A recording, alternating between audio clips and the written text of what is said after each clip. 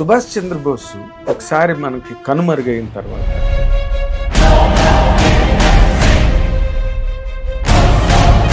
విమాన ప్రమాదంలో చనిపోయాడని ఒక కట్టుకథను వ్యాపింపజేశారు. అది కట్టు కథ లేకపోతే కట్టబడిన కథ. వెళ్ళి అక్కడ పరిశోధన చేస్తే అసలు విమాన ప్రమాదమే జరగలేదు అనే విషయం బయటకు వచ్చింది.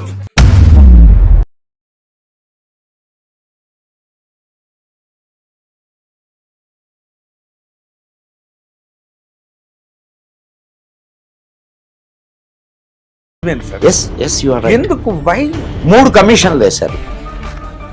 ఇది సుభాష్ చంద్రబోస్ డెత్ ఇష్యూ మీద మొదటి 2 కమిషన్లు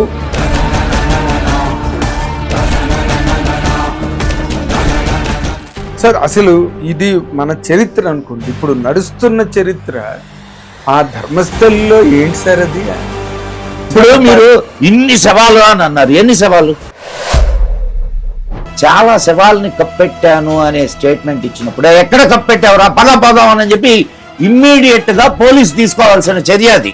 అవును, ఎందుకు తీసుకోలేదండి? పోలీసులు కూడా భయపడేటటువంటి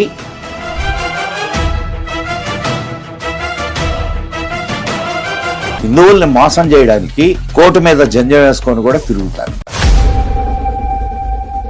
అవును, ఇప్పుడు దాని మీద ఈయన పవన్ కళ్యాణ్ గారు ఇది కాదు ఈ జిజియా ట్యాక్స్ ఎన్నేళ్ళ నుంచి కొట్టుకుంటున్నాం సార్ మేము. ఎన్నేళ్ళ నుంచి మేము కొట్టుకుంటున్నాం. అంటే హిందువుల దగ్గరికి వచ్చేసరికి నోళ్ళు మోగబోతాయి వీళ్ళకి. అవునండి, దట్ ఈస్ రియల్లీ. మీరు చూసుకోండి, ఒక్కొక్కడు ఒక్కొక్క నరహంతకుడు. తాజ్మహల్ ని ఏం చేయలేదు, అది ప్రపంచ ప్రసిద్ధ కట్టడం, 7వ వింత అని చెప్పి దాన్ని. సార్ మనకు సిగ్గుండాలి సార్. ఓ సమాధి బొమ్మను తీసుకొని వచ్చి ఇంట్లో పెట్టుకుంటారు సార్ ఎవరైనా? ముంతాజ్ బేగం ఎవరు? అంతకుముందు ఒక సైనికాధికారి పెళ్ళాం, వాడిని చంపించి దీన్ని తెచ్చుకున్నాడు. అంబేద్కర్ గారు మనుస్మృతిని ఎందుకు తగలబెట్టాడు? సార్ నేను ఒక్కటే విషయం నేను చెప్తాను సార్.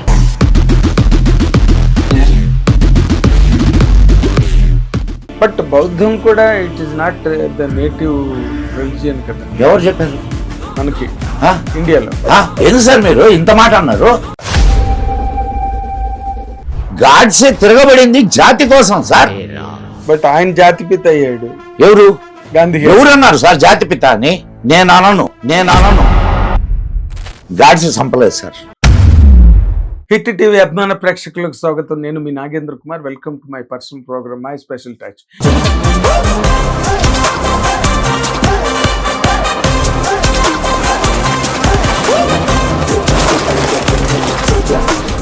ఈ రోజునున్న ఈ కార్యక్రమానికి వచ్చిన ఈ గెస్ట్ గురించి చెప్పాలంటే ఆయన జ్ఞాన సముద్రం. అంటే ఆయన ఒక సమాచార అరణ్యం.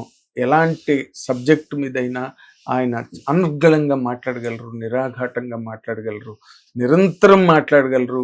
ఏ సమాచారం అయినా ఈ ప్రపంచానికి సంబంధించి అసలు కొన్ని మాటలు, కొన్ని విషయాలు ఆయన విప్పి చెప్తున్నప్పుడు గగురుపాటు కలుగుతుంది అనమాట. అలాంటి అంటే చరిత్ర మడుగున, చరిత్ర పొరలలో దాగున్న, లేకపోతే మాటున పడిపోయిన ఎన్నో చారిత్రక విశేషాలకు సంబంధించి ఆయన ఒక పెద్ద భాండాగారం అనమాట. అలాంటి వ్యక్తి ఆయన ఇప్పుడు మనతో పాటు, గుప్తా గారు ఇప్పుడు మనతో పాటు స్టూడియోలో ఉన్నారు.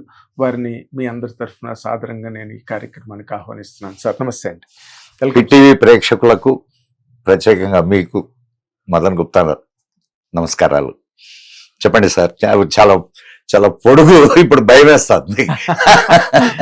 అలాగని కాదు, ఎందుకంటే మీ ఇంట్రొడక్షన్ చాలా పొడుగు అయ్యేసరికి సబ్జెక్ట్ నాలెడ్జ్ ఈ రోజున నాలెడ్జ్ ఈజ్ పవర్ అని అన్నట్టుగా నాలెడ్జ్ అన్నది ఎవరిలోని ఉండట్లేదండి. అంటే ఏదో ఫాస్ట్ ఫుడ్ కార్యక్రమం లాగా అప్పటికప్పుడు అంతే. అంతేగాని ఒక చరిత్ర గురించి మాట్లాడాలన్నా, మనకు తెలియని చరిత్ర అవశేషాలు అవనండి, ఆ రోజున మరుగున పడిపోయి మాటలు పడిపోయిన ఎన్నో వ్యవహారాలు. మనం ఇండియన్స్గా ఇక ప్రపంచంలో ఎవరికి లేని ఒక ఇబ్బంది ఏంటంటే, మనకి we get carried away by many falsehoods. Exactly your right sir, exactly your right. And దానికి సంబంధించి ఎవరు చెప్పడానికి కూడా ఈ రోజున నాకు కనిపించింది మీరు ఒక్కరే బాబాయ్ అలా కాదు, ఉన్నారండి, చాలా మంది ఉన్నారు. సార్ కాకపోతే ఏమో భగవంతుడి కృప, నాకు 10 మందికి విషయాన్ని పంచుకునేటటువంటి అవకాశం ఇచ్చాడు అంతే. సార్ నేను ఒక ముఖ్యమైన విషయం అంటే నేను ఎక్కడో చదివిన మాటే అడుగుతున్నాను సార్. సుభాష్ చంద్రబోస్ ఒకసారి మనకి కనుమరుగైన తర్వాత, exactly the exact word you have used, right, కనుమరుగైన తర్వాత, నేను పోయిన తర్వాత నల్ల అదే కనుమరుగైన తర్వాత ఇంకా అద్భుతమైన వర్డ్ ఏంటంటే అదృశ్యమైన తర్వాత వెరీ గుడ్. మా విజయలక్ష్మి పండిట్ గారు ఒక స్టేజ్ మీద ఆయన గురించి అని చెప్పబోతుంటే జవహర్లాల్ నెహ్రూ గారు చెయ్యి గట్టిగా పట్టుకుని ఆవిడ్ని చెప్పనివ్వలేదని నేను చదివాను సార్. ఎందుకు వై? నేను మీకు ఈ కార్యక్రమం లైవ్ కాదు కదా, లైవ్ కాదు, రికార్డింగ్ కదా. నేను మీకు వెళ్ళగానే అంటే ఇంటికి వెళ్ళగానే నేను మీకు కొన్ని ఫొటోస్ పంపిస్తా. You include in this 100% this one definitely. ఇప్పుడు మాట్లాడదాం. 3 కమిషన్లు వేశారు. ఇది సుభాష్ చంద్రబోస్ డెత్ ఇష్యూ మీద. మొదటి 2 కమిషన్లు సుభాష్ చంద్రబోస్, మొదటి కమిషన్ వచ్చి సుభాష్ చంద్రబోస్ పలానా ఎయిర్ క్రాష్ లో చనిపోయాడు, 90% బర్న్స్ అని చెప్పింది. రెండవ కమిషన్ కూడా ఆల్మోస్ట్ అదే విషయాన్ని కన్ఫర్మ్ ఎస్టాబ్లిష్ చేసింది. 1995లో అనుకుంటాను, నేను ఇయర్ కరెక్ట్ గా నేను చెప్పలేకపోవచ్చు, but I tell you the subject. ఇంకొక 3వ కమిషన్ వేశారు, కోస్లా కమిషన్ అంటారు దాన్ని. కోస్లా కమిషన్ మొదటి 2 కమిషన్లు చెప్పిన దాటిని శుద్ధ తప్పనని చెప్పి డిక్లేర్ చేసింది. ఎట్లా అనంటే ఆయన దేంట్లో చనిపోయాడు, విమాన ప్రమాదంలో అని కదా, విమాన ప్రమాదంలో చనిపోయాడని ఒక కట్టు కథను వ్యాపింపజేశారు. అది కట్టు కథ లేకపోతే కట్టబడిన కథ, అది అట్లా. వీళ్ళు జస్ట్ మొదటి 2 కమిషన్లు ఆ కథని నమ్మి వాళ్ళ రిపోర్ట్ ఇచ్చేసింది. కోస్లా కమిషన్ 5 సంవత్సరాల తర్వాత రిపోర్ట్ ఇచ్చింది. వాళ్ళు తైవాన్ని కాంటాక్ట్ చేశారు, తైవాన్ వెళ్ళారు. కోస్లా కమిషన్ వెళ్ళి అక్కడ పరిశోధన చేస్తే అసలు విమాన ప్రమాదమే జరగలేదు అనే విషయం బయటకు వచ్చింది. అంటే జరగని విమాన ప్రమాదంలో 90% బర్న్స్ తో సుభాష్ చంద్రబోస్ చనిపోయాడు. Can you believe? అన్బిలీవబుల్ కదా. ఎస్. ఆ తర్వాత ఆయన చాలా చోట్ల కనిపించినట్లు కొన్ని ఆధారాలు ఉన్నాయి. నెహ్రూ డెత్ సమయంలో కూడా ఆయన డెత్ ఫ్యూనరల్లో పాల్గొన్నాడని ఒక ఇది, అవన్నీ అటు ప్రక్కన పెట్టేద్దాం. అంటే వాటికి ప్రూఫ్స్ లేవు, రైట్. అనుజ్ ధర్ అనే ఆయన సుభాష్ చంద్రబోస్ జీవితం మీద మంచి పరిశోధన చేశాడు. మీరు యూట్యూబ్లో కొడితే ఆయన వీడియోస్ కూడా వస్తాయి. అనుజ్ ధర్ అతని పేరు, పుస్తకాలు కూడా రాశాడు. అయోధ్యలో ఒక బాబా, ఆయన పేరు గుమ్నామీ బాబా. గుమ్నామీ బాబా అంటే పేరు తెలియని బాబా. ఆయన ఎప్పుడూ ప్రజలకు ముఖం చూపించేవాడు కాదు. ఆయన వెనక ఆయన ముఖం గోడ వైపు తిప్పుకొని కూర్చొని ఉంటే ఆయన మాట్లాడుతుంటే ప్రజలు వినేవాళ్ళు, వెళ్ళిపోయేవాళ్ళు. ఆయన చూసినటువంటి అతి కొద్ది మంది ఈయన సుభాష్ చంద్రబోస్ అని చెప్పి నిర్ధారణ చేశారు. అంటే ముఖ కవళికలు ఇప్పుడున్నంత, ఇప్పుడు చేతిలో సెల్ ఉంటే టక్కని ఫోటో తీస్తాం, ప్రిజర్వ్ చేసుకుంటాం. అప్పుడు అంత ఎక్కువ లేవు కదా. అవును సార్. సో ఆయన సుభాష్ చంద్రబోస్ అని కన్ఫర్మ్ అయింది. తర్వాత అనుజ్ ధర్, ఆయన చనిపోయాడు ఈ మధ్య కాలంలోనే, 99 2000 మధ్యలో చనిపోయాడు ఆయన. ఆయన చనిపోయినప్పుడు ఆయన పెట్టెలో దొరికినటువంటి కొన్ని ఆయన చేత్తో రాసిన లేఖలు, ఆయన వాడినటువంటి వస్తువులు, ఈ చేత్తో రాసిన లేఖల్ని ప్రపంచ సెఫాలజిస్ట్, ప్రపంచ ప్రసిద్ధి చెందిన సెఫాలజిస్ట్ అంటే ఐడియా ఉంది కదా, చేతి వ్రాతను ఐడెంటిఫై చేసేటటువంటి సెఫాలజిస్ట్ చేత ఈ అనుజధర్ దాని మీద పరిశోధన చేయించాడు. పరిశోధన చేయిస్తే సెఫాలజిస్ట్ ఇచ్చిన రిపోర్ట్ ఏంటంటే ఆయన రైటింగ్స్ ఉన్నాయి, ఎవరు మన సుభాష్ చంద్రబోస్ రైటింగ్స్ ఉన్నాయి, ఈయన రైటింగ్స్ రెండింటిని సెఫాలజిస్ట్ చూసి ఇచ్చిన రిపోర్ట్ ఏంటంటే ఈ 2 రైటింగ్స్ ఇద్దరి చేతి వ్రాతలు ఒకటే,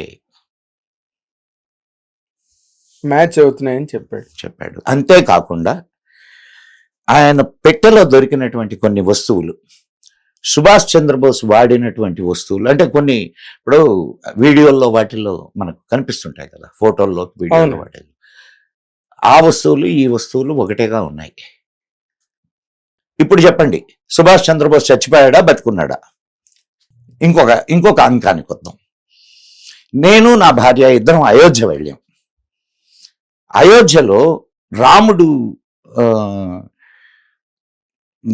తన అవతార సమాప్తి చేసినటువంటి ప్రదేశానికి కొంచెం దూరంలో గుమ్నామీ బాబా సమాధి ఉంది.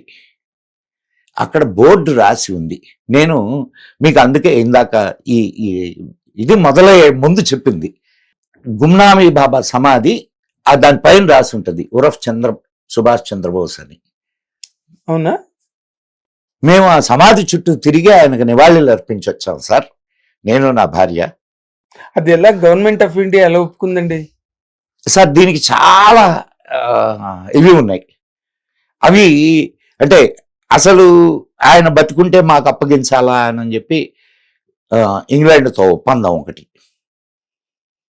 ఓకే, ఆయన తోటి పని చేసినటువంటి వాళ్ళని చిత్రహింసలు చేశారు. ఆయన బతుకున్నాడని వాళ్ళకి తెలుసు, ఎక్కడున్నాడో చెప్పమని బ్రిటిష్ వాళ్ళు.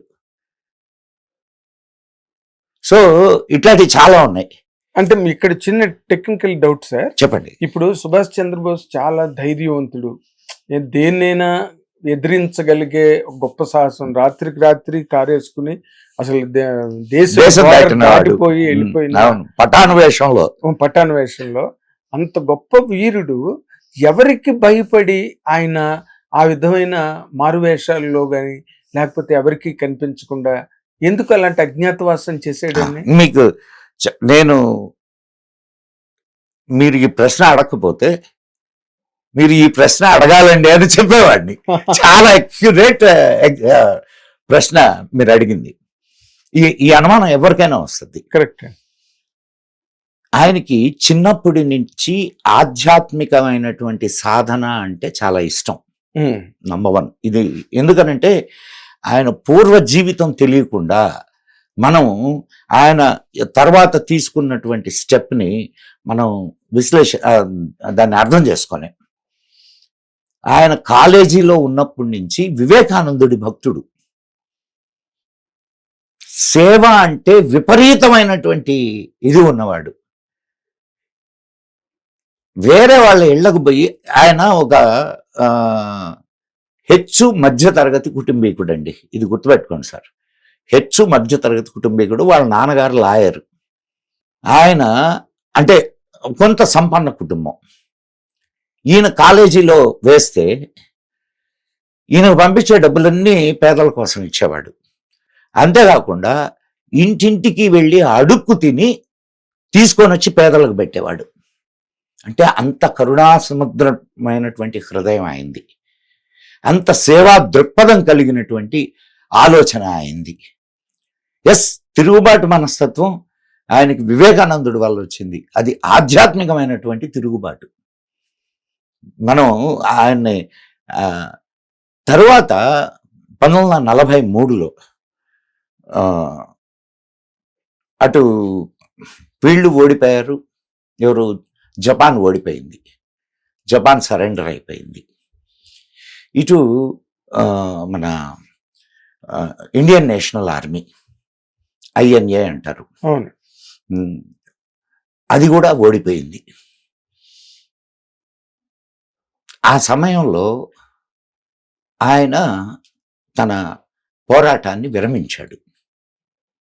విరమించి మళ్ళా తన ఆధ్యాత్మిక జీవితానికి వచ్చేసాడు.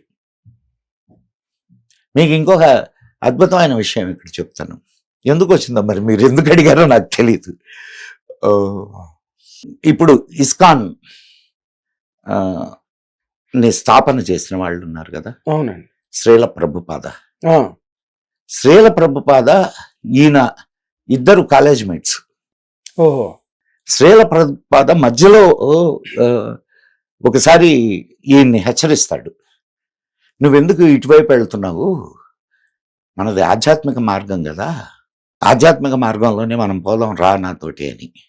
కానీ నువ్వు చేసే ప్రయత్నం నువ్వు చేయి, నేను చేసే ప్రయత్నం నేను చేస్తాను అంటాడు. సో అతనికి ఉన్నటువంటి ఆ ఆధ్యాత్మిక తృష్ణ, నేను చేయగలిగినంత చేశాను అని, అయినా సరే నేను ఓడిపోయాను. సో దీని వెనుక ఏదో ఇంకొక నిర్ణయం ఉన్నది, భగవన్ నిర్ణయం అనే స్థితికి వచ్చిన తరువాత ఆయన అక్కడి నుంచి అదృశ్యమైపోయాడు. ఇది అంటే ఇది ఆయన ఎవరు రాయలేదు, ఎవరు చెప్పలేదు సార్. నేను ఆయన పాస్ట్ జీవితాన్ని, అంటే ఆయన పూర్వ జీవితాన్ని అండ్ తర్వాత జరిగినటువంటి సంఘటనల్ని, వీటిని అన్నిటిని బేరీజ్ వేసుకుంటే ఆయన ఈ నిర్ణయం ఎందుకు తీసుకున్నాడు అనే దానికి నాకు ఒక అంటే గవర్నమెంట్ ఆఫ్ ఇండియాకు ఉండే యంత్రాంగం, అడ్మినిస్ట్రేషన్ అనండి, లేకపోతే ఏదైనా స్పెషల్ ఇన్వెస్టిగేషన్స్ టీమ్స్ కానీ, సిట్స్ కానీ, లేకపోతే రకరకాల డిటెక్టివ్ ఏజెన్సీస్ అని, ఎంక్వైరీ కానీ ఇన్ని జరుగుతాయి కదా, వాళ్ళు ఎందుకు లొకేట్ చేయలేపారు, లేదా లొకేట్ చేసిన వదిలేశారా సుభాష్ చంద్రబోస్? లొకేట్ చేయలేదని ఎందుకు అనుకుంటున్నారు? రెండో మాట కరెక్ట్. అంటే దాన్ని గుప్తంగా ఉంచాలి అనుకోని కూడా ఉండొచ్చుగా.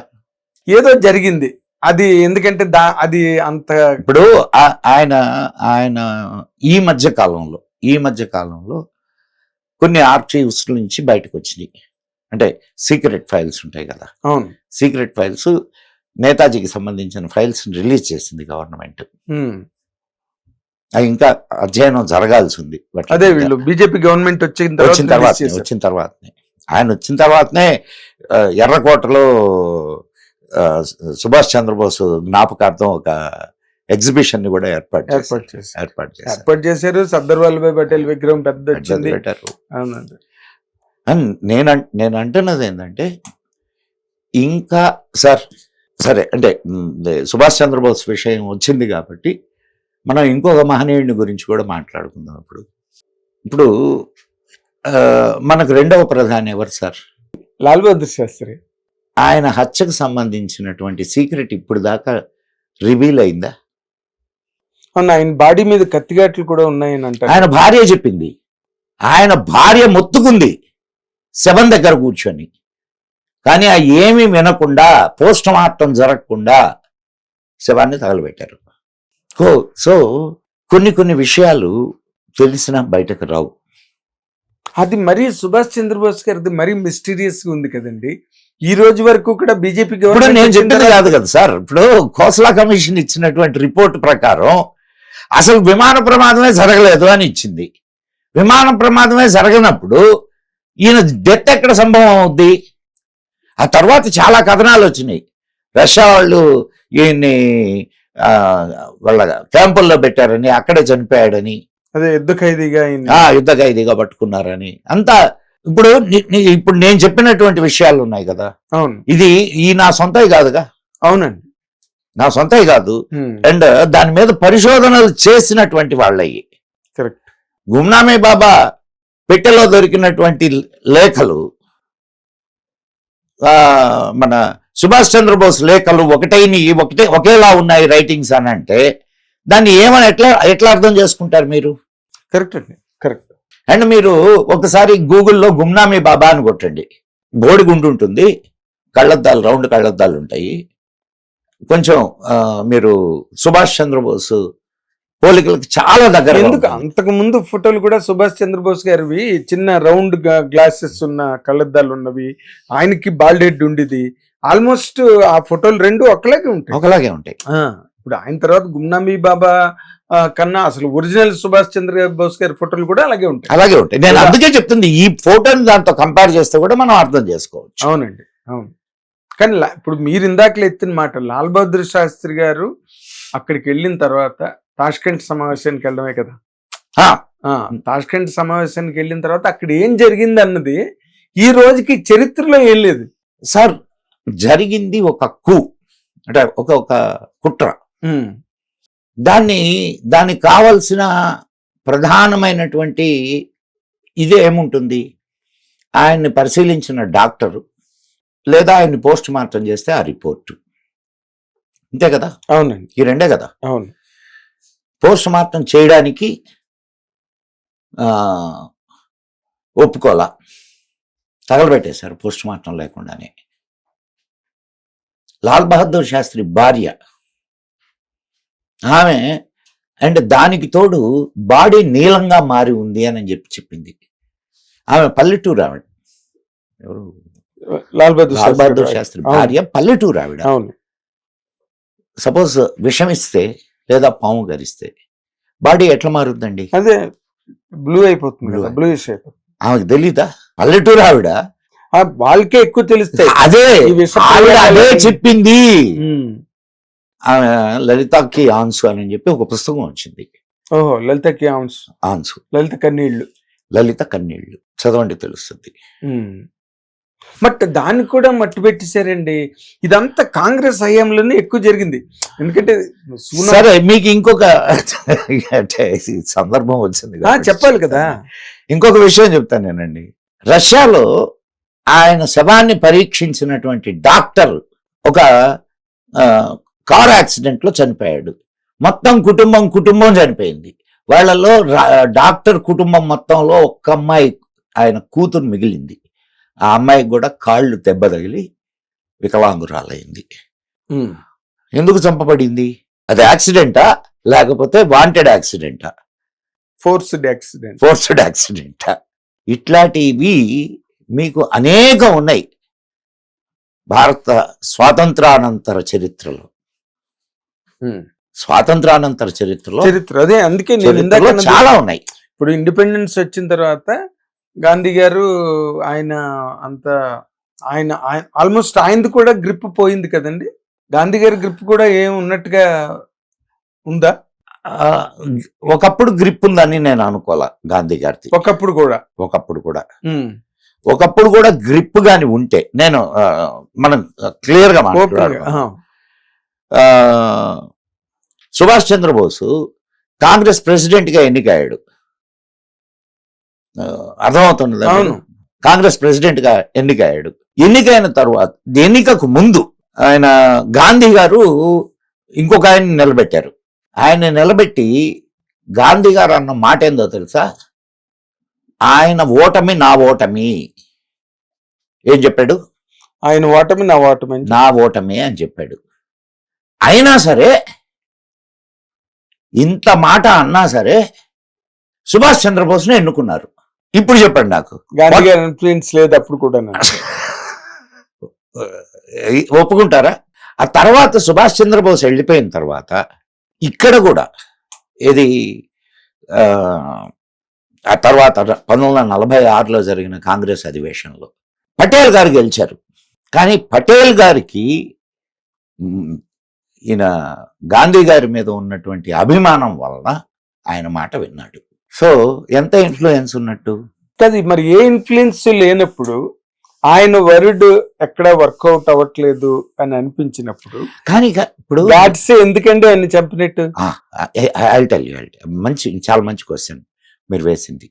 ఇప్పుడు ఆయన ఇన్ఫ్లుయెన్స్ లోపల లేకపోవచ్చు, ఇది బాగా అర్థం చేసుకోండి. ఆయన ఇన్ఫ్లుయెన్స్ లోపల లేకపోవచ్చు. మీరున్నారు సార్, మీరు ఆఫీస్లో మీకు పెద్ద వాల్యూ లేదు, నేను ఊరికే ఉదాహరణకు చెప్తున్నాను సార్. అదే మీరు అదే బయటికి వెళ్తే, అయ్యో ఆయన, అమ్మో చాలా గొప్పవారండి, చాలా మంచివారండి, చాలా చాలా బాగా మాట్లాడతారండి, అంటారా అనరా? అవునండి.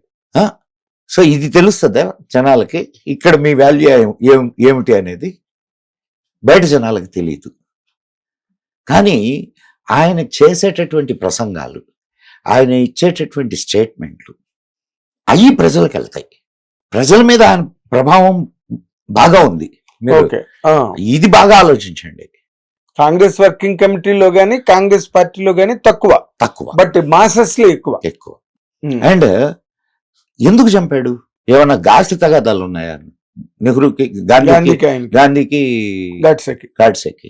లేదు వాళ్ళ ఇంటి ఏమన్నా పక్కింటోళ్ళ, లేకపోతే అన్నదమ్ముల బిడ్డలా, ఏమన్నా సంబంధం ఉందా? ఒక వ్యక్తిని చంపాడు అని అంటే దాని వెనక కారణాలు ఉండాల. అవును కదా, బలమైన కారణాలు ఉండాలి. ఏమిటి ఆ బలమైన కారణాలు? గాంధీ ఏమి గాడ్సేకి సంబంధం లేనటువంటి వ్యక్తి. అవునండి. పోనీ గాడ్సే ఏమన్నా హైర్డ్ పర్సనాలిటీయా?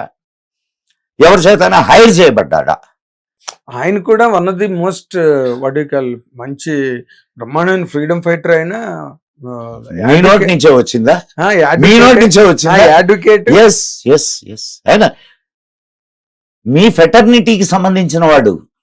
ఆయన గొప్ప రచయిత, ఒక పుస్తకానికి విలేఖరి ఆయన, తెలుసా మీకు? అవునండి. అయ్యి మీ ఫెటర్నిటీ వాడు. అండ్ నిజమైన దేశభక్తుడు. జాతి కోసం చంపాడు నెహ్రూ, గాంధీ. సార్ గాడ్సే చంపలేదు సార్, గాడ్సే చంపలేదు అనుకుందాం ఒక నిమిషం గాంధీ గారిని. ఇంకెన్నేళ్ళు బతుకుతాడు సార్ గాంధీ? ఇంకెన్నేళ్ళు బతుకు చెప్పలేము కదా. అనవసరంగా బుల్లెట్ వేస్ట్ చేశాడు. కాదు అదొకే కాదు. నేను ఎందుకు చెప్తున్నానంటే, కానీ ఆనాటి పరిస్థితులు ఏంటాయనంటే దేశ విభజన జరిగింది, లక్షల మంది చంపబడ్డారు, లక్షల మంది సార్. ఈ రోజు వరకు ఎంతమంది చంపబడ్డారు, ఎంతమంది మిస్ అయ్యారు అనేటటువంటి డేటా లేదు ఈ రోజు వరకు. ఎన్నో ఫ్యామిలీస్ వాళ్ళ ఆస్తుల్ని పోగొట్టుకున్నారు, ప్రాణాలను పోగొట్టుకున్నారు, మానాల్ని పోగొట్టుకున్నారు. మనం ఇక్కడి నుంచి పాకిస్తాన్కి వీడ్కోలు ఇచ్చి జనాల్ని పంపిస్తుంటే రైళ్లలో శవాల్ని దించుకున్నాం sir. Freedom at the midnight నైట్ అనే ఒక పుస్తకం ఉంది. అవునండి, ఫ్రీడమ్ ఎట్ మిడ్ నైట్. ఎన్ని లక్షల మంది చంపబడ్డారు. కాందిసీకులుగా వచ్చినటువంటి వాళ్ళు ఢిల్లీ రోడ్ల మీద చలిలో, ఢిల్లీలో చలి ఎట్లుంటుందో తెలుసు కదా మీకు, దారుణంగా ఉంటుంది. అంత చలిలో రోడ్ల మీద ఉంటే వాళ్ళు మసీదుల్లో తలదాచుకోవడానికి వెళ్తే మీరు మసీదుల్లోకి రావడానికి లేదని చెప్పి గాంధీ చెప్పాడు సార్. విడిపోయినటువంటి పాకిస్తాన్కి 52 లక్షలు ఇవ్వాలని చెప్పి ఆయన నిరాహార దీక్ష చేశాడు. ఇప్పుడు మీకు ఇన్ని వ్యవహారాల మీద మీకు మంచి పట్టుంది కదా. అసలు గాంధీ గారు పాకిస్తాన్కి విడిపోయిన తర్వాత 2 పిన్నులుంటే ఒక పిన్ను. సార్ నేను మీకు ఇంకొక మీరు ఇందాక అన్న మాటకి ఇంకొక ఉదాహరణ ఇచ్చేసి మీరు ఇచ్చే ప్రశ్నకి మనం వెళ్దాం. గాంధీ స్వాతంత్ర్యానికి ముందు ఒక పెద్ద స్టేట్మెంట్ ఇచ్చాడు. ఏమిటో తెలుసా ఆ స్టేట్మెంటు? నా శవం మీదనే భారతదేశం ముక్కలు కావాలా అని మాట్లాడాడు. అవునండి, అదే చాలా పాపులర్ స్టేట్మెంట్ అది. మరి గాంధీ ఇన్ఫ్లుయెన్స్ ఉన్నట్ట లేనట్ట? ఇప్పుడు మీరు దీన్ని కనెక్ట్ చేయండి. అవునండి.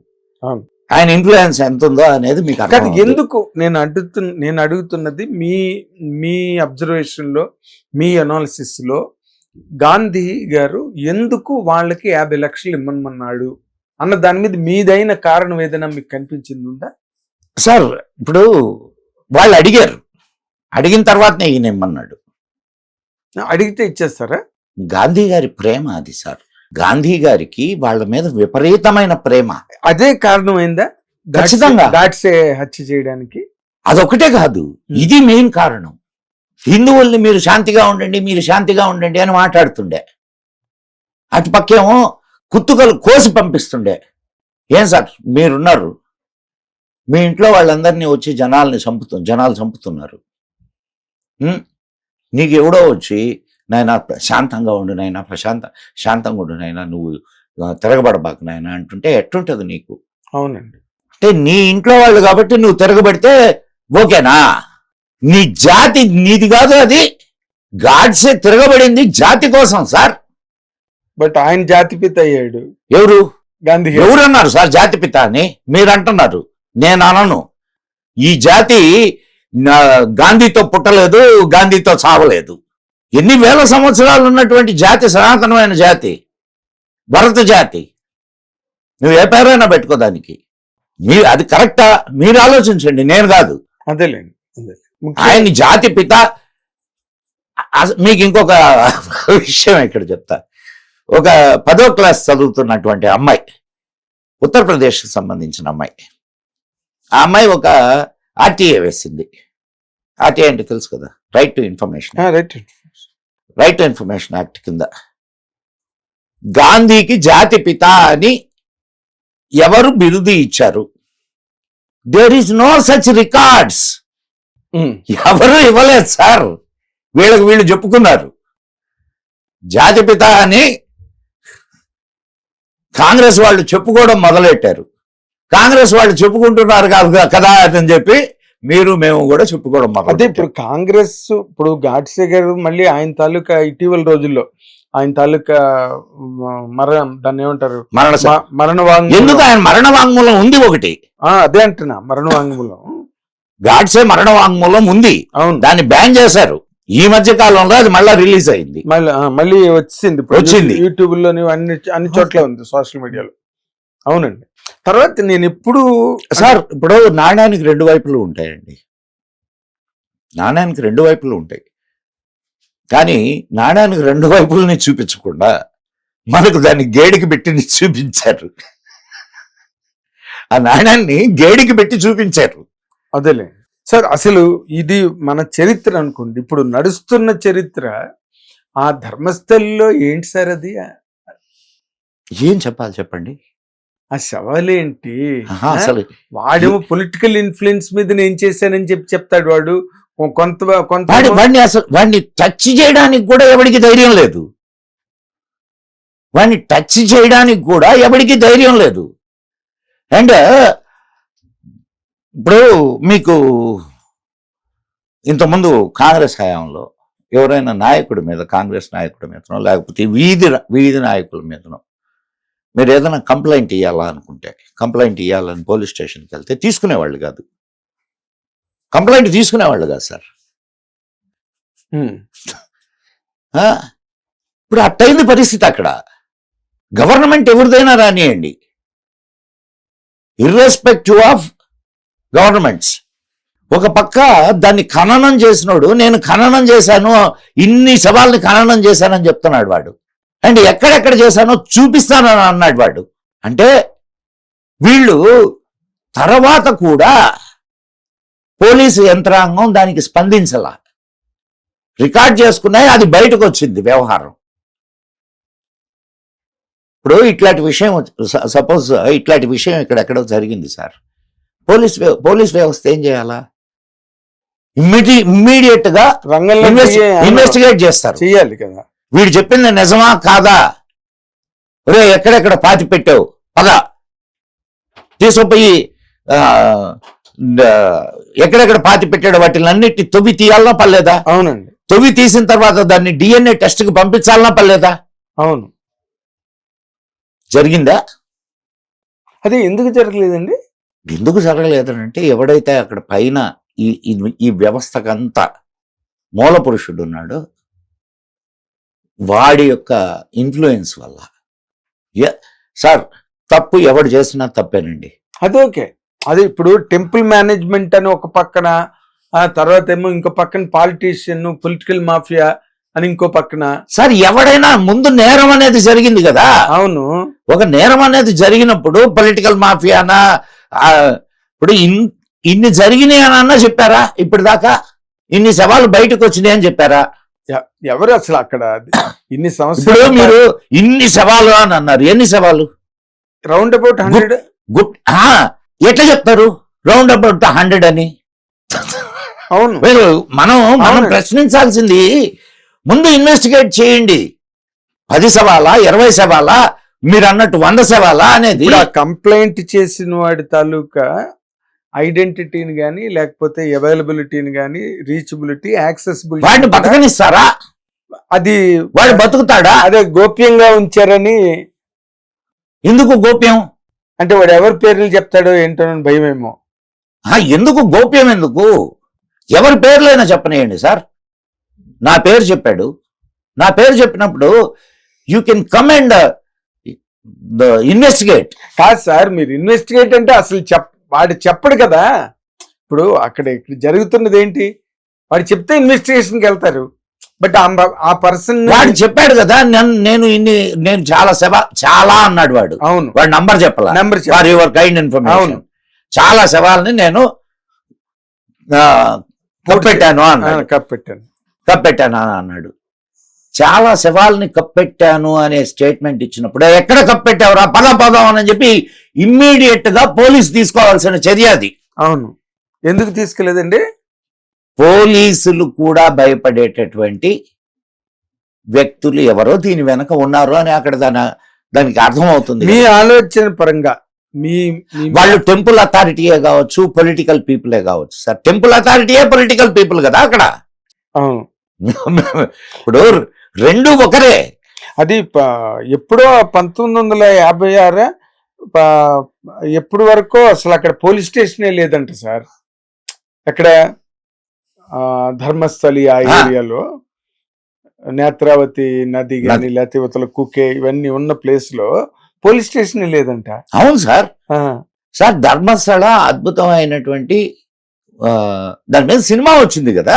అవును, అదే మంజునాథ. అవును, అద్భుతమైనటువంటి ధర్మస్థల ఇస్ ఒక అద్భుతమైన పుణ్యక్షేత్రం సార్. పుణ్యక్షేత్రం అయినంత మాత్రాన అక్కడ నేరాలు జరగవని అనుకోకండి.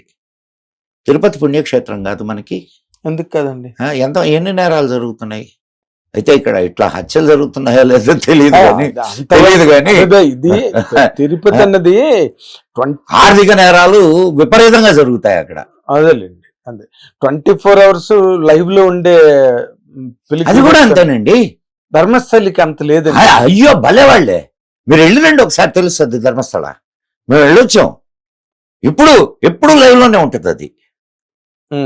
అది ఇప్పుడు ప్రెసెంట్ జరిగిన దాని ప్రకారం ఇంకా ఇన్వెస్టిగేషన్స్ జరుగుతున్నాయి, ఇంకా తవ్వకాలు జరుగుతున్నాయి, ఏదో దొరుకుతున్నది అంటున్నారు, దొరకలేదు, ఇలాగేదో జరుగుతున్న దానిలో ఇది ఏ రకం తవ్వకాలు జరగలేదు సార్.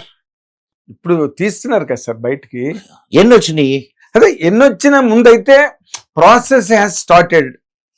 దానికి ఇంత కాలం ఎందుకు? వాడు స్టేట్మెంట్ ఇచ్చిన వారం తర్వాత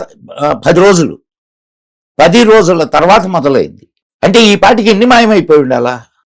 ఇది ఈ పాయింట్ రిలవెంట్ పాయింట్. ఇప్పుడు తవ్వుతున్నారు, తవ్విన వాటిల్లో ఎన్ని బయటపడుతున్నాయి? పోనీ ఏమన్నా ఒక్కటన్నా ఇదిగో ఇక్కడ శవం ఉందని బయటకు వచ్చిందా? కొన్ని సైట్స్ లో అసలు లేవంటున్నారు. కొన్ని సైట్స్ లోనే దొరుకుతున్నాయి కదా. అవును, DNA టెస్ట్లు ఏమన్నా చేయించారా? ఏదో పంపించామంటున్నారు కదా, టెస్ట్లకి పంపించామంటున్నారుగా సార్. ఎంతవరకు బయటకు వస్తుందో నాకైతే నమ్మకం లేదు. నేను అదే మిమ్మల్ని అడిగిపోతున్నా, నాకైతే నమ్మకం. మీ అనాలిసిస్ లో ఏ రకమైన మలుపు తీసుకోవచ్చు? ఎందుకంటే బికాస్ దీనికి కారణం ఏంటంటే సార్, ఇప్పుడు అది ఒక పుణ్యక్షేత్రానికి, అంటే ఒక హిందూ మతంలో ఒక అత్యంత. సార్ ఒక్క మాట చెప్తానండి, అక్కడ పుణ్యక్షేత్రం అయినంత మాత్రాన అక్కడ తప్పులు జరగవని చెప్పకండి. పుణ్యక్షేత్రం అయితే తప్పులు జరగవా? తప్పు ఏంటిది? ఘోరాలు కదా. ఘోరాలే. ఈటీవీలో వచ్చే కాదు సార్. ఇప్పుడు మన యాదగిరిగుట్ట ఉంది. యాదగిరిగుట్టలో హత్యలు జరగవా? నేరాలు జరగవా? ఇది పెద్ద నేరం. నేను పుణ్యక్షేత్రం అయినంత మాత్రాన నేరాలు జరగవు, ఘోరాలు జరగవు అని అనుకోకండి. ఎందుకంటే అక్కడ ఉండేది కూడా మనుషులే.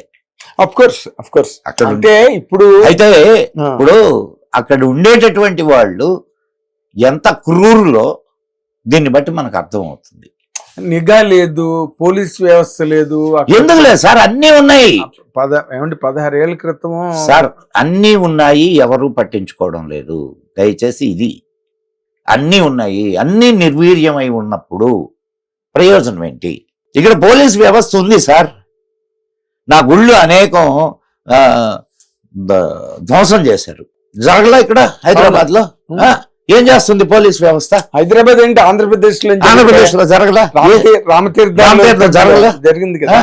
ఏం చేస్తున్నారు పోలీస్ వ్యవస్థ? పోలీస్ వ్యవస్థ ఎప్పుడూ కూడా పలుకుబడి డబ్బు ఉన్నవాడికి అనుకూలంగా పనిచేస్తుంది పోలీస్ వ్యవస్థ. ఇది ఇప్పుడు ఒకవేళ పోలీసులు కాదన్నా కూడా ఇది వాస్తవమా కాదా? వాస్తవంలో జరుగుతున్నది ఇప్పుడు లేటెస్ట్ జరిగిన సంఘటన అదే కదా చెప్తుంది. మరి పోలీస్ హ్యాస్ నెగ్లెక్టెడ్ అన్న దాని మీదే కదా చెప్తున్నారు. ఇప్పుడు నెగ్లెక్టెడ్ కాదు, నిర్వీర్యమైంది. Negligence is different. నెగ్లిజెన్సీ అంటే ఎట్లుంటదంటే ఇవాళ చేయాల్సింది రేపు చేయడం. అవునండి. నిర్వీర్యం కావడం ఏంటంటే అసలు చేయకపోవడం. డిటీరియేట్ అయిపోయింది. అక్కడ మీకు సార్ అంటే ఇప్పుడు ఇదేమి జరగదు, ఎలా మూసేస్తారండి ఇంత ప్రపంచ వ్యాప్తంగా? సార్ ఇందాక నుంచి మనం చాలా విషయాలు మాట్లాడుకున్నాం. అంటే అప్పుడు ఇప్పుడు సుభాష్ చంద్రబోస్ గారు లేకపోతే ఇంకో కాదు, ఈ దేశపు ప్రధాని, రెండవ ప్రధాని, అతి గొప్ప ప్రధాని అనుకున్నటువంటి చావుకే దిక్కులేదు. ఆఫ్టర్ ఆల్ సామాన్యుల చావు ఎంత ఖరీదైంది? అంతకంటే ఖరీదైందా? ఈ దేశంలో ఇంకా మనం ఏర్పాటు చేసుకోవాల్సినటువంటి వ్యవస్థలు, అంటే సరి చేసుకోవాల్సినటువంటి వ్యవస్థలు చాలా ఉన్నాయి సార్. ఇది ధర్మస్థలి అనేది ఈ రోజున ప్రపంచవ్యాప్తంగా అందరిలోని ఒక రకమైన వణుకు పుట్టించిందండి. వణుకు, దాంట్లో సందేహం ఏం అక్కర్లేదు సార్. సందేహం ఏమక్కర్లేదు. ఒక పుణ్యక్షేత్రంలో అలా ఎవరు దానికి ఒడిగట్టినది, ఎవరు చేయించారు సార్? ఇప్పుడు ఇంకొక యాంగిల్ నుంచి మాట్లాడుకుందాం. ఆయన ఉన్నారు కదా ఇప్పుడు అక్కడ ఎంపీ, ఏం మాట్లాడాడు సార్? ఆయన కదా టెంపుల్ ట్రస్టీ, వాళ్ళ ఫ్యామిలీయే. అవును. ఏం మాట్లాడాడు? ఏమన్నా స్పందించాడా? అంత కరెక్ట్ మోతాదులో స్పందించినట్టుగా అనిపించలేదండి. దాని అర్థం ఏంటి? అంటే వాళ్ళకి తెలిసే జరిగాయి అంటారు, అవన్నీ తెలియకుండా జరిగినాయి అంటారా? ప్రశ్న సమాధానం కాకపోవచ్చు, కానీ ప్రశ్నలోనే సమాధానం ఉంది. అవునా కదా సార్? మనం ఇప్పుడు నేను ఆయన చేశాడని అనట్లేదు సార్. ఎందుకు సార్ ఎక్కడికో పోతున్నాం అంటే, మనం అవి చిన్న ప్రాణాలు, ఎవరో భక్తులు, చదువుకోవడానికి వచ్చిన పిల్లలు, ఆడపిల్లలు కదా, అదైతే భక్తులు. అవును, ఆడపిల్లల్ని మాలెస్ట్ చేసి రేప్ చేసి జరిగింది. నేరం నేను కాదన్నట్ల. రాహుల్ గాంధీ మీద ఒక హత్యా నేరం ఉంది, తెలుసా మీకు? అవునా? యూపీ అలహాబాద్ హైకోర్టులో కేసు రిజిస్టర్ అయింది. ఇప్పుడు కాదు నేను చెప్తున్నది. ఏమైంది? That has not seen the light of the day. ఎవరో కాదు, ఒక కాంగ్రెస్ నాయకుడి కూతురు దాని మీద స్పందించి కోర్టులో కేసేసిన వాడు కూడా ఎవడో కాదు, ఎమ్మెల్యే. తెలుసా అసలు మీకు? నేను it is out of my knowledge. And ఎందుకు ఇప్పుడు లిక్కర్ కేసులో, అంటే నేను మీకు ఊరికే ఒక ఉదాహరణ చెప్తున్నా. అంటే కేసు డిఫరెంట్ కావచ్చు. లిక్కర్ స్కామ్ లో నిందితులు ఎవరు? ఎవరైనా జైల్లో ఉన్నారా? చెప్పండి. ఎవరు లేరుగా. సరే, ఇప్పుడు ఈ కేసులో ఏది మన పత్రిక ఉంది కదా, 2400 కోట్లు సార్, నేషనల్ హెరాల్డ్ కేసులో నిందితులు ఎవరు బయటకు వచ్చారా? ఎందుకు రాలా? కాదండి, ఎందుకు రాలేదు సార్? అది వచ్చిన వాళ్ళు బెయిల్ మీద బయట ఉన్నారు సార్. అదే అంటున్నాను సార్, వచ్చిన వాళ్ళు. ఇప్పుడు రాహుల్ గాంధీ, సోనియా గాంధీ బెయిల్ మీద బయట ఉన్నారు, శిక్ష పడుతుందంటారా? మరి ఇక్కడ జగన్ గారు కూడా బెయిల్ మీదే ఉన్నారు కదండి ఏపీలో. మరి మీరే చెప్తున్నారు కానీ నేను కాదు. నడుస్తుంది కదా. భారతదేశంలో జనరల్ గా ఏంటంటే అందరికీ ఒకటే న్యాయం అని చెప్పి చెప్పడం అలవాటైపోయింది తప్ప అందరికీ ఒక న్యాయం జరగడం లేదు సార్. నేను అసలు మనం న్యాయ వ్యవస్థ, ఇంకొక చిన్న ఉదాహరణ చెప్తాను. మీరు దొంగతనం చేశారు, పేదవాడు దొంగతనం చేశాడు, నేను గొప్పవాడిని, నేను దొంగతనం చేశా. మీకు నాకు ఒకటే శిక్ష సార్. కాదు కదా. మన న్యాయస్థానంలో ఒకటే శిక్ష కదా. అక్కడ దొంగతనానికి శిక్ష.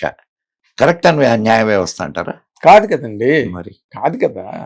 కంప్లీట్ గా ఫ్లాస్ అంత అన్ని చోట్ల ఈ లోపభూయిష్టమైన న్యాయ వ్యవస్థ, ఈ న్యాయ విధానం ఇవన్నీ ఇండియాలోని సార్ ఇవన్నీ ఉన్నప్పుడు నేరస్తులు తప్పించుకుంటూనే ఉంటారు. ధర్మస్థలు ఎందుకు ఉండదు అంటారా? అంతే. నేను ఇప్పుడు మీకు ఆ ఆన్సర్ మీ దగ్గర నుంచి వస్తే బాగుంటుందని నేను ఇన్ని ఉదాహరణలు చెప్పింది. అదేలేండి. అంటే మీరు ఇందాకలా గుళ్ళు గోపురాలు తగిలిపెట్టేశారన్న దాంట్లో ఒక పాయింట్ అండి. ఇప్పటికీ తాజ్ మహల్ ని తేజోమహాలయ అంటారు. తేజోమహాలయ.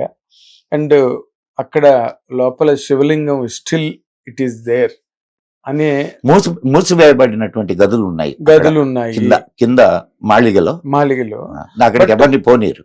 వై అండి? Why it is not open? ఇప్పుడు బీజేపీ గవర్నమెంట్ వచ్చింది కదా సార్. ఎవరు వచ్చినా ఇది జరగవు సార్. సార్ బీజేపీ గవర్నమెంట్ వచ్చింది, శివలింగం ఒక పక్కన కనిపిస్తూ ఉంది. ఎక్కడ?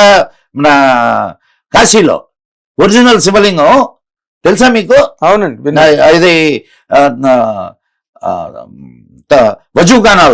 వజూగానాలో శివలింగం ఉన్నది. బీజేపీ గవర్నమెంటేగా. శ్రీకృష్ణ జన్మస్థాన్ తెలుసా మీకు? దాని స్టోరీ తెలీదండి.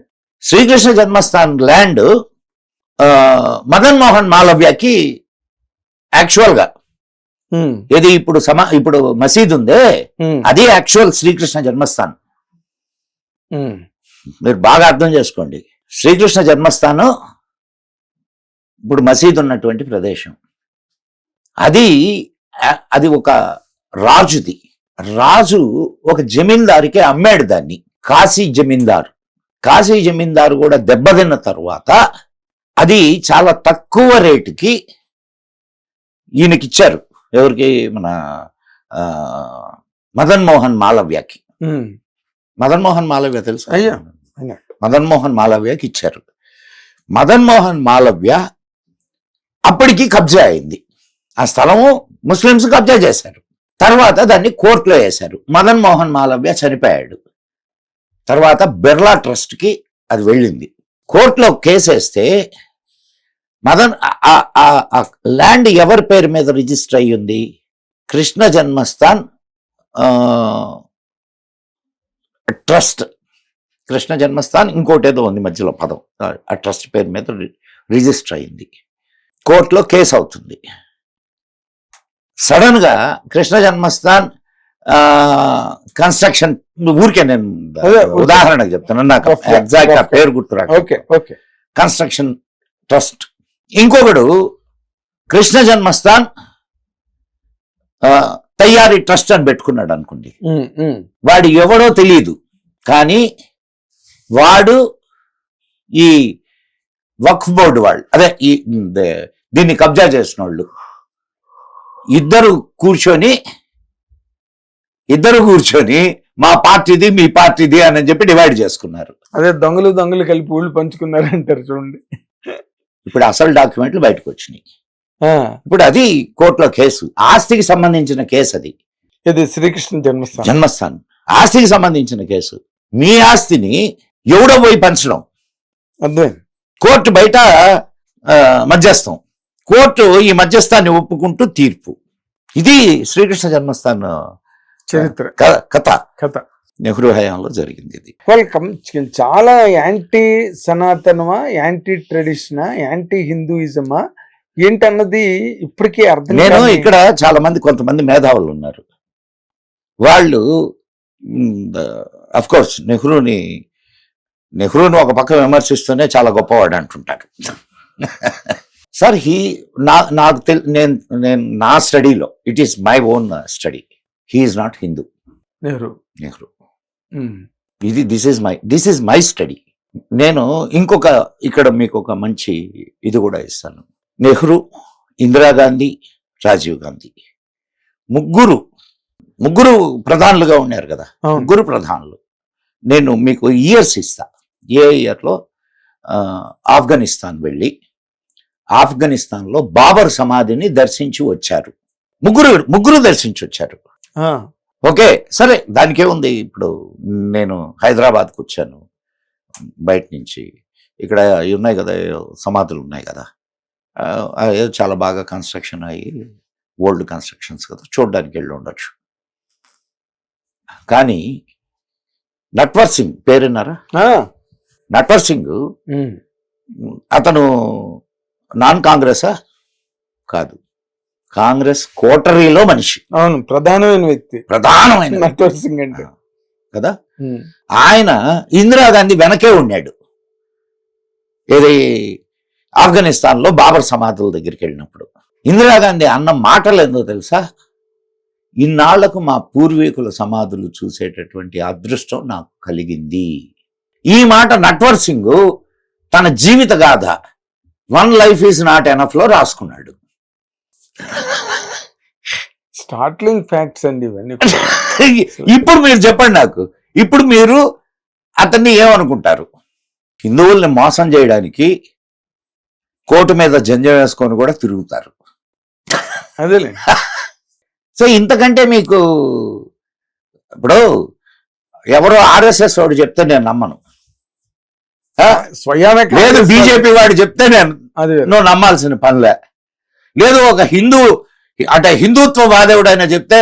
స్వయంగా కోటరీ మనిషి నిన్నటికి నిన్న పార్లమెంటులో నెహ్రూ రాసినటువంటి పుస్తకం నుండి, ఆయన పేరేం పేరు, దుబే, నెహ్రూ రాసిన పుస్తకం నుంచి ఖిల్జీ ఒక హీరోగా రాయడాన్ని నెహ్రూ పుస్తకంలో నుంచి కోట్ చేశాడు ఆయన నిన్న పార్లమెంట్లో. రాణా ప్రతాప్ ఒక దొంగ, ఒక దోపిడీదారు, ఒక తిరుగుబాటుదారుడు, అక్బర్ మహాత్ముడు, బాబర్ మహాత్ముడు, గోరీలు ఖిల్జీలు వీళ్ళు గొప్ప గొప్ప వీరులు. ఇది మనం చదువుకున్న చరిత్ర. అవును, ఇప్పుడు దాని మీద ఈయన పవన్ కళ్యాణ్ గారు ఇది కాదు ఈ జిజియా ట్యాక్స్ ఎన్నేళ్ల నుంచి కొట్టుకుంటున్నాం సార్ మేము, ఎన్నేళ్ల నుంచి మేము కొట్టుకుంటున్నాం. మేము ఇదే కదా చెప్తున్నాము. మేము ఇచ్చేటటువంటి సాక్ష్యాలు ఏవైతే ఉన్నాయో మేము ఎక్కడో బయట నుంచి సాక్ష్యాలు తీసుకోవడంలే.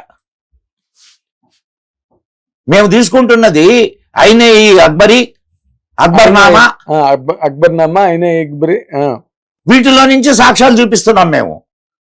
ఎవరు అది రాసింది? అక్బర్ దర్బారీయులు. ఎందుకు రాశారు? అక్బర్ గొప్ప చెప్పడానికి. అవి గొప్పలు. అవును, వాళ్ళు మనకు మహాత్ములు. ఈ దేశాన్ని దోచుకోవడానికి వచ్చినటువంటి వాళ్ళు, ఈ దేశపు చరిత్రను, ఇక్కడ ఉన్నటువంటి సంస్కృతిని నాశనం చేయడానికి వచ్చినటువంటి వాళ్ళు, ఇక్కడ గొంతుల మీద కత్తులు పెట్టి మతాలు మార్చినటువంటి వాళ్ళు నీకు హీరోలా?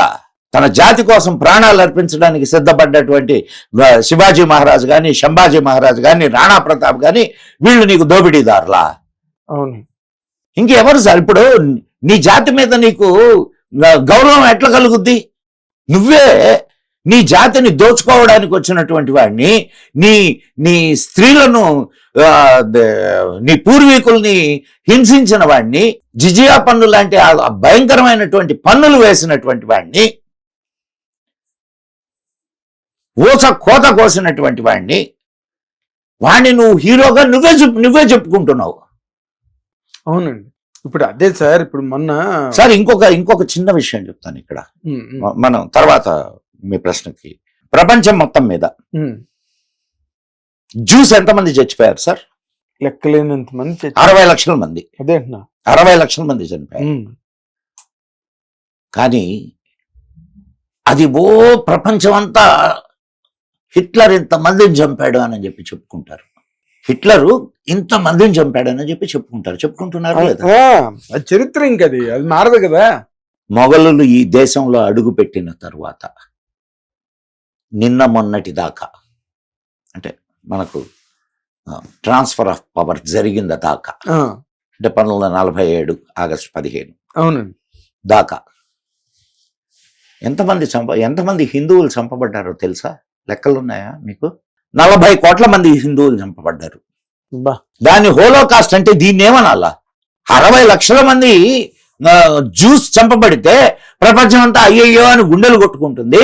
40 కోట్ల మంది హిందువులు చంపబడితే నీకు అసలు చరిత్రలోకి రాలదా? అది చరిత్ర కాదా? హిందువుల ప్రాణాలు కాదా? ఆలోచించండి సార్. అవును, ఎందుకు కాదండి. అసలు పోనీ ఒక్క దేశం వాడైనా రే ఇక్కడ హిందువుల హాలోకాస్ట్ జరిగింది అని చెప్పి ఒక్క చరిత్రకారుడైనా మాట్లాడా? అంటే హిందువుల దగ్గరికి వచ్చేసరికి నోళ్ళు మోగబోతాయి వీళ్ళకి. అవునండి, దట్ ఈస్ రియల్లీ. మీరు చూసుకోండి, ఒక్కొక్కడు ఒక్కొక్క నరహంతకుడు. ఈ దేశానికి వచ్చినటువంటి మహమ్మదీయ దండయాత్రులు ఒక్కొక్కడు ఒక్కొక్క నరహంతకుడు. లక్షల మంది ఒక్క ఢిల్లీలోనే 1,00,000 మందిని చంపారు. ఇంక దేశం మొత్తం మీద ఎంతమందిని చంపుకుంటారు ఎన్ని అసలు? అంతే కదా, అన్ని చోట్లకి వ్యాపించారు వాళ్ళు, అన్ని చోట్ల. సార్, బాబరు స్వయంగా చెప్పుకున్నాడు, ఏది నేను హిందువుల తలలతో నేను మీనార్లు నిర్మించాను, 16 మీనార్లు నిర్మించాను అని బాబర్ నామాలో. నేను చెప్పడం లేదు సార్, ఇది అదే ఆయన బాబర్ నామాలో. సిగ్గులేని మన చరిత్రకారులు వాళ్ళు రాసుకున్నవి కూడా మనకి చెప్పడానికి చాలా ఇవన్నీ. మీకు ఇంకొక విషయం చెప్తానండి. పిఎన్ బోక్ పేరు విన్నారా? లేదండి. The great historian. ఆయన లోపల కూడా రానిలా ఇండియన్ హిస్టరీలో ఆయనని దగ్గర కూడా జారనిలా. ఆయన సాక్ష్యాధారాలతో కూడా తేజో మహాలయాన్ని నిరూపించాడు, సాక్ష్యాధారాలతో సహా. పిఎన్ ఓక్ అతను వెస్టర్నర్స్ కూడా ఇది నీకు ఎక్కడికో ఎందుకు సార్. ఇంకొక చిన్న విషయం చెప్తాను వచ్చినాయి కాబట్టి. ఢిల్లీలో మెహర్గంజ్ అని ఉంది. మెహర్గంజ్లో ఇనుప స్తంభం ఉంటది, తుప్పు బట్టని ఇనుప స్తంభం. దాని పక్కనే ఇంకొకటి కుతుబ్ మీనార్ ఉంటది, తెలుసు కదా. మీరు ఒక్కసారి వెళ్ళి రండి ఆ ప్రదేశానికి. ఆ ఇనుప స్తంభం ఉన్నటువంటి చుట్టుపక్కల అదే కాంప్లెక్స్ కి కొంచెం అటు ఇటుగా ఈ కుతుబ్ మీనార్ ఉంటుంది. ఎన్ని హిందువుల చిహ్నాలు కనిపిస్తాయో చూడండి. దేవతా విగ్రహాలు పగలగొట్టబడినవి. అండ్ దాన్ని విజయ స్తంభం అంటారు, ఇది ఆ ఇనుప స్తంభాన్ని. ఓకే, ఎంత భయంకరమైన ధ్వంసం జరిగిందో మీకు అక్కడ కనిపిస్తుంది. అండ్ ఈ కుతుబ్ మీనార్ ఏదైతే ఉందో అది కూడా హిందువులు కట్టించిందే. దాని మీద ఈ ఉర్దూలో ఇవి రాసి దానికి అతికిచ్చారు, అంటే చిక్కిచ్చి అతికిచ్చారు. అది ఎందుకు కట్టారు అంత పెద్ద మీనారు? కుతుబ్ మీనారు ఎందుకు కట్టారు? అసలు ఆ ఏరియా పేరేందో తెలుసా? మెహర్గంజ్. మిహిరాచార్యుడి పేరు మీద వచ్చింది అది. మిహిరాచార్యుడు తెలుసు కదా, మిహిరుడు, వరాహమిహిరుడు. Exactly right. అది వేదశాల, వేదశాల. కుతుబ్ మీనార్ అంత పొడుగును కట్టిస్తారంటే నక్షత్రాలను అబ్జర్వ్ చేయడానికి పైకి పోయి కూర్చునేవాళ్ళు. అదే స్కైలోకి ఇలాగ ప్రొజెక్ట్ అయి ఉంటుంది కదా, అది ఎంత టాలర్ స్ట్రక్చర్ కదా అది. ఎప్పుడుకి ఈ జాతి అన్నిటినీ అర్థం చేసుకుంటది, తన చరిత్రను తను తెలుసుకుంటది. ఇప్పుడు అదే సార్, ఇప్పుడు తాజ్మహల్ ని ఏం చేయలేదు, అది ప్రపంచ ప్రసిద్ధ కట్టడం, 7వ వింత అని చెప్పి దాన్ని. సార్ మనకు సిగ్గుండాలి సార్. మన వాళ్ళు తాజ్మహల్ బొమ్మల్ని తెచ్చి ఇంట్లో పెట్టుకుంటారు. అవును, మన వాళ్ళు ఏమనాలా, తీసుకొచ్చి దాన్ని ఏమంటారు, ఓ సమాధి బొమ్మను తీసుకొని వచ్చి ఇంట్లో పెట్టుకుంటారు సార్ ఎవరైనా. అదే సార్, నిజమే, అది చాలా సీరియస్ గా ఆలోచించాల్సిన విషయం. అండ్ ఇంకొకటి, వీళ్ళందరూ చెప్పేది ఏంటంటే, అబ్బా ఇప్పుడు తాజ్మహల్ ని కట్టించింది ఎవరు? షాజహాన్ ప్రేమకు అది చిహ్నం అని, అమర ప్రేమకు చిహ్నం. ఎవరికి అది కట్టించింది? ముంతాజ్ బేగం ఎవరు? అంతకుముందు ఒక సైనికాధికారి పెళ్ళాం, వాడిని చంపించి దీన్ని తెచ్చుకున్నాడు. ఓకే, కానీ అది అప్పుడు అంతా లీగల్ కదా. అది ఒక్కటి. ఇంకొక సంగతి చెప్తానండి, ఇంకా దౌర్భాగ్యకరమైన సంగతి. అది ఎక్కడో దాదాపు 100 కిలోమీటర్లకు అవతల చచ్చింది. ఎవరు? ఈ ముంతాజ్ బేగం. చస్తే అక్కడే దాన్ని ఖననం చేస్తున్నారు. తాజ్ మహల్ షాజహాన్ హ్యాండ్ ఓవర్ చేసుకున్న తర్వాత అక్కడ ఉండే శవాన్ని తవ్విచ్చి తీసుకొచ్చి ఇక్కడ పెట్టారు 6 నెలల తర్వాత. హృదయ విదారకం. దాన్ని ప్రేమకు చిహ్నం, మళ్ళా దాని మీద కవితలు. అవును అవును. తాజ్ మహల్ నిర్మాణానికి రాళ్ళెత్తిన కూలీలు ఎవ్వరు. అవును సార్. దీనికి ప్యారలల్ గా ఇంకో పాయింట్ అడుగుతాను సార్. అంబేద్కర్ గారు మనుస్మృతిని ఎందుకు తగలబెట్టాడు? సార్ నేను ఒక్కటే విషయం నేను చెప్తాను sir. Ambedkar is a great man. ఆయనకు సంస్కృతం రాదు సార్. ఓకే. ఇంగ్లీష్ లో మనుస్మృతిలో చాలా ప్రక్షిప్తాలు జరిగినాయి. ఇంగ్లీష్ లోనే కాదు, సంస్కృతంలో దాంట్లో కూడా ఒరిజినల్ దాంట్లో కూడా సంస్కృత శ్లోకాలు దాంట్లోకి చూపించబడ్డాయి. అర్థమవుతుందా మీకు? సో వాటి ట్రాన్స్లేషన్స్ అవి చదివి దాన్ని తప్పు అంటే ఎట్లా? అవును. సో ఆ విషయంలో అంబేద్కర్ పొరపాటు పడ్డాడు అని చెప్తాను నేను. నాకు ఏం మొగమాటం లేదు. మీకు దానికి సంబంధించినంత వరకు మీకు ఇంకొక ఉదాహరణ ఇస్తాను నేను. 1995లో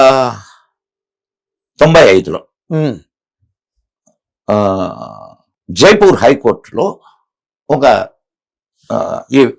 అదే లాయర్స్ బెంచ్ ఉంటుంది కదా, లాయర్స్ అసోసియేషన్ ఒక నిర్ణయం తీసుకుంది. బార్ అసోసియేషన్ అఫ్ కోర్స్ ఎంత బారుకుంటుందో తెలియదు. ఒక నిర్ణయం తీసుకుంది.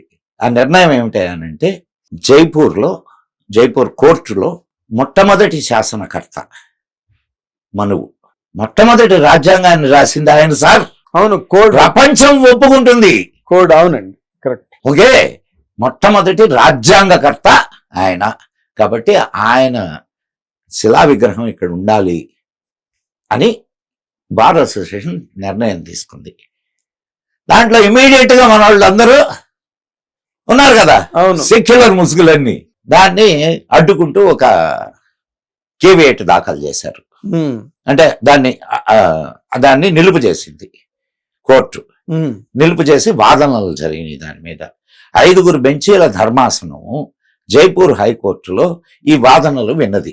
సంస్కరించబడినటువంటి మనుస్మృతి ఆయనకు సబ్మిట్ చేయబడింది. ఆ సంస్కరణలు కూడా ఏ పారామీటర్స్ తో సంస్కరణలు చేసి దాంట్లో ఉన్నటువంటి నిక్షిప్తమైన అంటే చొప్పించబడినటువంటి శ్లోకాలని తీసివేసి ఒరిజినల్ శ్లోకాలు మాత్రం ఉండేటట్టుగా కోర్టు 5 జడ్జీల ధర్మాసనం ఒకటే తీర్పిచ్చింది. కోర్టు ఆవరణలో మనువు విగ్రహం పెట్టవచ్చు అని. ఇప్పుడు మీరు జైపూర్ హైకోర్టుకి వెళ్తే అక్కడ అద్భుతమైనటువంటి మను మహర్షి విగ్రహం మీ కళ్ళకు కనిపిస్తుంది. మనువుని ఒక దుర్మార్గుడుగా చిత్రీకరించారు సార్ ఈ ప్రక్షిప్త శ్లోకాలను ఇచ్చేసుకొని. అదే అది బేసిక్ గా దాన్ని మొదలెట్టిందే అంబేద్కర్ గారు కదా. తర్వాత ఆయన ఫాలోవర్స్ అందరూ కూడా దాన్ని ఫాలో. కాదు, మీరు అంబేద్కర్ ని తప్పు పట్టకండి. నేను కాదు, Ambedkar influenced by the Britishers. మీకు వేదాలని తెలుగులోకి రాశారు, అదే ఇంగ్లీష్ లోకి అనువదించారు కదా. అవును. ఎవరు? మ్యాక్స్ ముల్లరే కదా. అవునండి. సరే, కృష్ణ యజుర్వేదం, దాన్ని మీరు ఇంగ్లీష్ లో ఏమని చెప్తారు? ఇంగ్లీష్ లో కృష్ణ యజుర్వేదం, దీనికి ఇంగ్లీష్ పదం ఏంది? అస్సలు very very difficult to tell. అసలు లేదు. వాడు ఇచ్చినటువంటి ట్రాన్స్లేషన్ ఏందో తెలుసా? బ్లాక్ యజుర్వేద. కృష్ణ యజుర్వేదం అంటే బ్లాక్ యజుర్వేద. ఇంకా కృష్ణుడు బ్లాక్ గా ఉంటాడు కాబట్టి కృష్ణ అంటే బ్లాక్ అనే అర్థం ఉంది. కృష్ణ అంటే నలుపు అనే అర్థం ఉంది. అవును. కానీ అదా దానికి కృష్ణ యజుర్వేదం అని ఎందుకు పెట్టారు? దానికి అట్లుంటుంది ఏది ట్రాన్స్లేషన్స్. అందులేండి. కానీ మనుస్మృతి అన్న దాని మీద ఆయన ఎందుకు అసలు ఇదే కారణం. సాంస్క్రిట్ రాకపోతే ఇదే కారణం. ఆయనకు సాంస్క్రిట్ రాదు. ఆయన చదివినటువంటి, ఇప్పుడు ఎవరైనా మీరైనా ఒక అభిప్రాయానికి ఎట్లా వస్తారు? మీరు చదివిన పుస్తకాలే కదా. అంతే, మీరు చదివిన పుస్తకాలే. అంతేనండి. ఆ పుస్తకాలు సరైనవా కాదా అనేది మీరు నిర్ణయించుకొని దాని మీద పరిశోధన చేస్తే మీకు నిజాలు అర్థమయ్యేది. ఆ పని జరగల. కాబట్టి అంబేద్కర్ ఈ అపోహకు లోనయ్యి ఆయన పనిచేశాడు. ఇంకా అది అది దాన్ని అంటారు మనోశాస్త్రాన్ని వాటి దాన్ని కాల్ చేసి అదే అది ఒక దివస్ అనేదో నడుపుతున్నారు. అది సార్ ప్రతి నేను ఒక మాట చెప్తానండి. హిందూ ధర్మాన్ని తెలిసి కొంతమంది ద్రోహం చేస్తే తెలియక కొంతమంది ద్రోహం చేశారు హిందూ ధర్మానికి. ఆయన అంబేద్కర్ ఎంత గొప్పవాడు అంటే he don't want to go in to the foreign religions like Christianity and Islam. But బౌద్ధం కూడా it is not the native religion కదండి. ఎవరు చెప్పారు మనకి ఇండియాలో? ఎందుకు సార్ మీరు ఇంత మాట అన్నారు? సార్ మన ధర్మం సార్ బౌద్ధం మన ధర్మాల్లో నుంచి వచ్చింది సార్. అది సరే, వేద ధర్మంలో నుంచి వచ్చింది. వేద ధర్మాన్ని బుద్ధుడు అడాప్ట్ చేసి నేను దాన్ని కాదంటలే సార్. బట్ మనకి హిందూయిజం ఉన్నది ఇక్కడ ఈ దేశంలో. హిందూయిజం ఉన్నప్పుడు ఇప్పుడు Buddhism again sir. Buddhism is a religion. Hinduism is not religion. It's walk of life అనుకోండి. ఇట్స్ ఎ ధర్మ. ఇట్స్ ఎ ధర్మ. సో హిందూయిజం ఉండంగా అని అనుకోవద్దు. అంటే హిందువులే బౌద్ధులుగా మారారు. హిందువులే బౌద్ధులుగా మారారు. ఇక్కడ పాయింట్ ఇక్కడ మీరు ఇంకొక విషయాన్ని బాగా గుర్తించండి, మీకు ఇప్పుడు అర్థం అవుద్ది. వైష్ణవులు ఉన్నారా ఇక్కడ? అవును అవును. శైవులు ఉన్నారా? ఉన్నారు. గాణాపత్యులు ఉన్నారా? శాక్తేయులు ఉన్నారా? సౌరులు ఉన్నారా? వీళ్ళు కాకుండా జైనులు ఉన్నారా? సిక్కులు ఉన్నారా? వాళ్లతో పాటు బౌద్ధులు కూడా ఉన్నారు. ఇవన్నీ కూడా హిందూ ధర్మంలో నుంచి వచ్చినటువంటి, ఇప్పుడు హిందూ ధర్మం అనేటటువంటి అద్భుత వృక్షానికి ఇవన్నీ కొమ్మలు కొమ్మలు కొమ్మలు కొమ్మలు. ఆఫ్ కోర్స్ నేను దాన్ని కాదంటలేదు. సో అటువంటిప్పుడు మనం బౌద్ధాన్ని నిరసించాల్సిన అవసరం లేదు. నిరసించమని చెప్పాలి. అలాంటప్పుడు మనుస్మృతిని కూడా కాల్చకూడదు కదా అంటున్నాను. నేను అదే అంటున్నది. ఆయన ఆ మతాల్ని తీసుకోకుండా ఏది పాషండ మతాల్ని తీసుకోకుండా ఆయన బౌద్ధాన్ని ఎందుకు స్వీకరించాడు అని అంటే ఆయన క్లియర్ గా చెప్పాడు. ఏమని చెప్పాడో తెలుసా? ఎప్పుడైతే ఆ మతాల్లోకి వెళ్తారో వాళ్ళు ఈ దేశానికి ద్రోహం చేస్తారు అని. అదేలేండి. అంటే ఆయన దేశభక్తిని ఎస్ మీరు అన్నది ఏందంటే, ఇప్పుడు సార్ మనలో లోపాలు లేవని చెప్పట్లేదు సార్ నేను. అయితే ఇంకొక అద్భుతమైన గుణం కూడా ఉంది మనకి. ఏందనంటే ఇది లోపం అని తెలిసినప్పుడు సరిదిద్దుకునే గుణం. ఇది బాగా, ఇప్పుడు బాల్య వివాహాలు ఉన్నాయా ఈ దేశంలో? అయ్యో అసలు దానికేం లోటు, దానికేం కాదు బాల్య వివాహాలకి. రైట్, బాల్య వివాహాలు ఉన్నాయి కదా. అవునండి. సతీ సహగమనాలు ఉన్ని నేను లేవని చెప్పను, కానీ చాలా తక్కువ సతీ సహగమనాలు. అది వేరే టాపిక్. అది వేరే. ఇప్పుడు రాజరామ్మోహన్ రాయ్ గారు వాళ్ళందరూ వచ్చిన తర్వాత కదా సతీ అనేది కొంతవరకు అబాలిష్ అవ్వడం గట్ట జరిగింది. కొంతవరకు అసలు జరిగితేనే కదా. వద్దులే, నేను ఇప్పుడు మళ్ళా మళ్ళా కెలికారు అనవసరంగా. చెప్పాలి. Who is Raja Rammohan Roy? Then who stood by who is Raja Rammohan Roy? Raja Rammohan Roy is a British agent. కలకత్తాలో బ్రిటిష్ వాళ్ళ దగ్గర పని చేస్తున్నటువంటి ఒక ఎంప్లాయీ. ఇక్కడ మెకాలే విద్యను ప్రవేశపెట్టడానికి ప్రధాన కారకుడు రాజా రామ్మోహన్ రాయ్. ఇప్పుడు 1928. అండ్ రైట్, మనం ఇప్పుడు అసలు విషయానికి వద్దాం. ఏది సతీ సహగమనం. మొత్తం భారతదేశం మొత్తం మీద ఎన్ని సతీ సహగమనాలు జరిగినాయో ఏమన్నా రికార్డు ఉందా? ఏముంది? ఏమీ లేదు. మరి లేకుండా ఎట్లా చెప్తున్నారు మీరు ఇది భయంకరమైంది అని? ఉన్నాయి. నేను ఇస్తా రికార్డు మీకు, for your kind information. Okay. ఎక్కడ ఉన్నాయంటే అక్కడక్కడ కొన్ని సంఘటనలు జరిగినాయి. మొత్తం భారతదేశం మొత్తం మీద క్యాల్కులేట్ చేస్తే 40 సంఘటనలు వెలుగులోకి వచ్చినాయి. సతీ సహగమనం. అవి కూడా బలవంతంగా జరిగినాయి కాదు, వాళ్ళు స్వచ్ఛందంగా చేసినవి. వాళ్ళకి గుళ్ళు కూడా ఉన్నాయి. వాళ్ళని దేవతగా పూజిస్తారు. తెలుసా మీకు? ఇది తెలుసా? ఇది తెలియదు. చదివాను, ఐ రెడ్ ఇట్. కదా. మన ఆంధ్రాలో నాకు తెలిసింది ఇంకా ఉన్నాయేమో తెలియదు కానీ నాకు తెలిసినవి ఒక 2 ఉన్నాయి. ఎప్పుడైనా విన్నారా? లేదండి. సరే, వెంగమాంబ అనే పేరు విన్నారా? తరిగొండ వెంగమాంబ కాదు కాదు, తరిగొండ వెంగమాంబ కాదు. తరిగొండ వెంగమాంబ అన్నమాచార్యుడి సమకాలీన వాళ్ళ ఇది. వెంగమాంబ అని మీరు బయట చూస్తే Vengamamba lorry service, Vengamamba services అట్లా చాలా కనిపిస్తాయి. అవునండి, అవును. ఆ వెంగమాంబ తరిగొండ వెంగమాంబ కాదు. ఓకే. నెల్లూరు జిల్లాలో నర్రవాడ అని ఒక గ్రామం ఉంది. ఆ గ్రామంలో సతీ సహగమనం చేసినటువంటి ఒక తల్లి పేరు వెంగమాంబ. అక్కడ వెంగమాంబకు గుడి ఉంది. వాళ్ళు ఆ అమ్మ కమ్మ వాళ్ళ ఆడపడుచు. ఓకే. చాలా పెద్ద ఉత్సవాలు జరుగుతాయి ప్రతి సంవత్సరం. ఆ అమ్మ పేరుతో ఉండే స్కూల్లోనే నేను చదువుకున్నా 10th క్లాస్. సో ఒకటి. తర్వాత నెల్లూరులో మా తాతగారింటి ఎదురుగ్గానే పేరంటాళ్ళమ్మ టెంపుల్ అని ఉంది. ఆ అమ్మ కూడా సతీ సాగమనం చేసినటువంటి తల్లి. మీకు ఇట్లాంటివి మొత్తం దేశం మొత్తంలో ఒక 40 సంఘటనలు కనిపిస్తాయి. ఇది మరి మొత్తం దేశానికి జాతికి అంటగడతారా? అది దురాచారమే. అది సదాచారం అని చెప్పట్లేదు సార్. 40 సంఘటనలు జరిగినా, 4 సంఘటనలు జరిగినా దురాచారమే. ఒక్కటి జరిగినా దురాచారమే. డిటెస్టబుల్. దురాచారమే. అవునండి. కానీ ఈ జాతి అంతా అటువంటి దురాచారాలతో నిండి ఉంది అని చెప్పడం వెనక కుట్ర అర్థమైందా? అవును. రైట్. ఇప్పుడు ఇంకొక యాంగిల్ చెప్తానండి. ఇది సో ఇది తప్పు. బాల్య వివాహం తప్పు. బాల్య వివాహాలు ఎట్లా జరిగాయి సార్? ఎందుకు జరిగినాయి సార్? భారతదేశంలో తురకలు వచ్చిన తర్వాత జరిగినాయి. అవును, అది కరెక్ట్. అవును, ఒప్పుకుంటావా? నేను చదివానండి. ఇప్పుడు తురకల రాజ్యం లేదు. ఇప్పుడు జరుగుతున్నాయా బాల్య వివాహాలు? ఇప్పుడు లేవుగా. ఇప్పుడు జరుగుతున్నాయా సతీ సాగమనాలు? లేవు. మీరు రిఫర్ చేస్తున్న పాయింట్ నాకు అర్థమైంది సార్.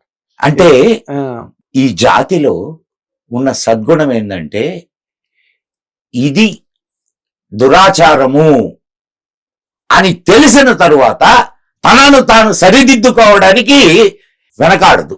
అంతేగా. మీరు ఇస్లాం తీసుకోండి, లేదా క్రిస్టియానిటీ తీసుకోండి, ఎన్ని దురాచారాలు ఉన్నాయి. ఇప్పుడు అంటే మళ్ళీ మనకి పెద్ద ప్రార్థాంత. కానీ are they ready to reform their religion? No. తలక్ ఇదే అని కాదు, ఏదైనా కానీ వాళ్ళు రిఫార్మ్ చేసుకోవడానికి సిద్ధంగా ఉన్నారా? లేరు. మరి ఆ విషయంలో హిందూ ధర్మం గొప్పది కాదు? 100%. అంటే ఈ విషయంలో ఈ కారణంగా ఇప్పుడు మళ్ళీ మనం ఒక మత గ్రంథమే గొప్పది, తక్కువ మత గ్రంథాలన్నీ అని మనం అనగలమా? అనగలం. ఎందుకంటే డిబేట్ కూర్చున్నప్పుడు తెలుస్తుంది ఏ మత గ్రంథం గొప్పది అనేది. అది ఓకే. అప్పుడు ఇక్కడ నేను అంటున్నది ఏంటంటే sir, this Indian culture, Indian ధర్మ అండ్ సనాతన ధర్మ చాలా విశాల దృక్పథం కలిగినటువంటి ధర్మం సార్ ఇది. సార్ ఇదే సంకుచితమైన ధర్మం అయితే, ఇదే సంకుచితమైన ధర్మం అనుకుందాం, ఈ దేశంలో క్రిస్టియన్లు ముస్లింలు అడుగు పెట్టగలిగేవాళ్ళ సార్? అస్సలు ప్రశ్న లేదండి. ప్రశ్న లేదు. మన వాళ్ళది చాలా లిబరల్ మైండ్, చాలా లిబరల్ లివింగ్, ఇవన్నీ వాటి వల్లే they could really make an entry into the country. And not the only entry in the country, they rule the country. They are వాళ్ళు వ్యాపిస్తున్నారు. అవును.